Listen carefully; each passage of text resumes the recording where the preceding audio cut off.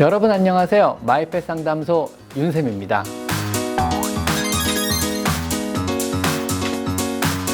자, 오늘은 강아지 공격성 훈련으로 해결되나요에 대해서 한번 알아볼 건데요.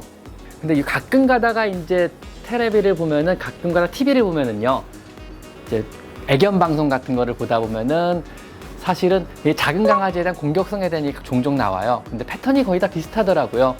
TV 프로그램에서는 거의 대소동의하게 강아지의 공격성에 대한 내용이 나오고, 훈련사분이 몇 번 방문을 해가지고 이제 집의 환경 문제라든가 사회화식의 경험 부재에 대한 이론, 아니면은 뭐 예를 들면은 뭐 이런 것들에 대해서 얘기하고 나서 환경 개선 훈련, 그리고 몇 가지 교육을 시키세요 이러고 가요. 그러면은 이제 강아지 상태가 많이 개선된 것처럼 나오면서 띠리디 하고 되게 아름다운 음악이 흐르면서 이제 모든 문제가 해결된 것처럼 나오게 되죠. 근데 이거는 사실은 절대로 아닙니다. 이것은 제가 보기엔 거짓말 같아요. 이런 식으로 해결되는 문제는 절대 아니거든요. 대부분의 경우는요, 해결된 듯이 보여도 실제로 해결된 건 아무것도 없고요. 잠깐 동안만 코 상태를 유지할 뿐이지 나중에는 대부분 다시 공격성을 발휘하거나 아니면 더 심한 공격성을 나타낼 수 있는 경우가 대부분이에요. 즉, 강아지는 왜 도대체 공격성을 나타내는 걸까요? 강아지는 왜 사람을 물까요? 뭐 으르렁거리거나 사람을 무는 게 정말 정상 행동일까요, 강아지에서? 그리고 정말 실제로 훈련으로 이게 교정이 가능한 걸까요? 강아지가 사람에게 띠게 되는 모든 공격적인 행동은 정상 행동이 아닙니다. 그리고 이것은 치료가 필요한 비정상 행동에 들어가요. 즉, 만년 이상을 사람과 같이 살고 가축화가 되면서요, 사람에게 조금이라도 공격성을 나타냈던 애들은 이미 다 도태가 계속해서 됐어요. 도태가 진행이 됐고요. 사람에게 이제 친근하게 표현하고 사람을 위해서 여러 가지를 할 수 있는 개들만 지금 남아있는 거죠. 물론 극히 일부, 뭐 군견이나 경비견 용도로 개량된 애들, 이네들이 또 후천적으로 사람에 대한 공격을 훈련을 받은 애들 같은 공격성을 나타낼 수 있지만, 그 이외 대부분의 개들은 얘들아 싸우지 말고 왜 그래? 자, 잠시 여기서 멈출게요.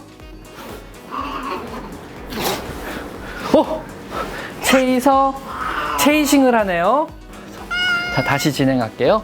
자, 만년 이상 사람과 같이 지내면서 이미 공격성을 나타내는 애들 대부분 다 도태가 됐어요. 그 이후에 지금 현재 나타나는 공격성은 어떤 문제 때문에 그럴까요? 3, 2, 1. 아, 얘들아, 왜 그래? 많은 경우가 이제 행동학적인 문제, 그러니까 이런 경우는 대부분의 경우 이제 정서적인 문제로 훈련이 필요한 문제는 아닌 걸로 현대 행동학에선 보고 있어요. 즉, 현대 행동학의 저기는요, 강아지의 공격성의 대부분은 훈련이 필요한 게 아닌 치료가 필요한 질환으로 구분을 하고 있는 거예요. 즉, 많은 경우는 동물 행동의학적인 문제입니다. 즉, 치료가 필요한 문제이고요. 강아지의 공격성은 총 10가지 정도로 구분을 해요. 그래가지고 뭐 여러 가지 공격성을 띠는 원인들이 있거든요. 그 중에 대부분의 공격성의 80, 90% 이상은 사실은 공포심 때문에 그래요. 두려움이요. 그럼 걔는 왜 두려움을 느끼는 걸까요? 강아지는 강아지도 마찬가지고 사람도 마찬가지예요. 두렵고 공포스러운 환경에서는요, 보통 3가지 행동 패턴을 나타내요. 왜 영화를 보면은요, 뭐 공룡을 마주하거나 맹수를 마주대하면은요, 도망가는 사람들이 있잖아요. 막 깍 소리 지르면서. 어떤 사람들, 여자분들이 대부분 그래요. 얼어버려요, 제자리에서 깍 소리 지르면서요. 아니면은 주인공들은 대부분 맞서 싸우죠. 의자를 들거나 몽둥이를 들고 맞서 싸우는 쪽을 택하죠.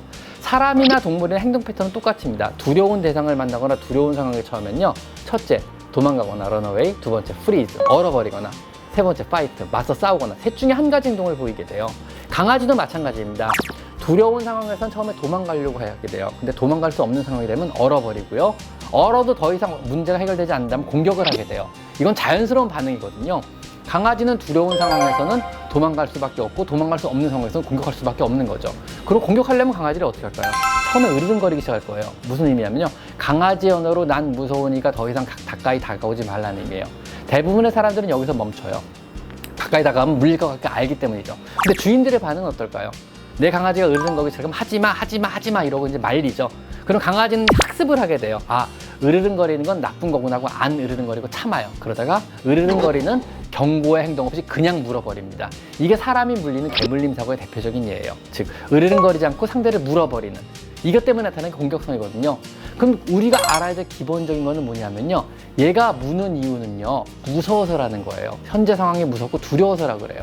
그럼 이 두려움의 원인은 뭘까요? 대부분의 경우 밝혀진 바는 유전으로 알려져 있어요.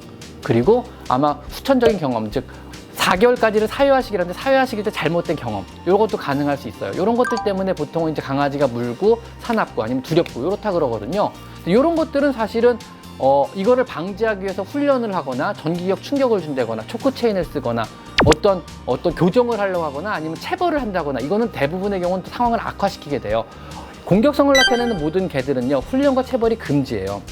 체벌을 하면은 당연히 더욱더 심해지게 됩니다. 상황 자체가요. 그래서 체벌하시면 절대로 안 되고요. 뭐 레몬 스프레이를 뿌리라고 하는 경우도 있고요. 아니면은 뭐 초코체를 써서 땡기라고 하는 경우도 있거든요. 이런 경우 공격성은 훨씬 더 심해지게 돼요. 절대로 사용하시면 안 되고요. 공격성을 보이는 환자들에게 치료할 수 있는 방법은 사실은 처방하는 것 뿐이에요. 약물을 처방하는 거예요. 환경을 개선해서 공격적인 상황이 나타나지 않게 하는 방법 하나하고, 즉 피하는 거죠. 낯선 사람을 싫어하면 낯선 사람을 가까이 가게 하는 게 아니고 낯선 사람을 못 만나게 해주는 거고요. 그런 걸로도 해결이 안 된다 그러면 그때부터는 약물 처방하는 수밖에 없어요. 즉 이거는 사람의 우울증, 대인기피증, 공포증 같은 선천적인 질환이에요.